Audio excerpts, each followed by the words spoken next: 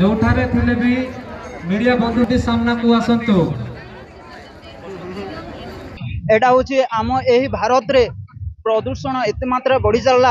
Plastic जेन आड़े देखो खाली प्लास्टिक अच्छे से लगी गोटे किसी सचेतन वार्ता देवे, किसी लोक माने किसी बुझी पारबे, किसी सचेतन हेबे बोली कि ना मु आज ए प्लास्टिक रे जेन गोड़े ही कि ना मु गोटे सचेतन वार्ता देवी बोली मु आज आसी। एही प्लास्टिक द्वारा आम एही चारिआडे जेन आड़े देखो खाली प्लास्टिक रहिছে।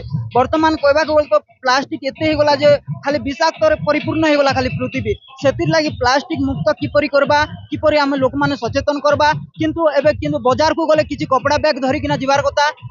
सेति मु सब लोक के अनुरोध करूछि समते प्लास्टिक को दूरे रहंतो। एबे चाष जमी रे जे पड़ी जे भल रे चाष भी नेबार लोकन को पेट को मारुछि ए प्लास्टिक।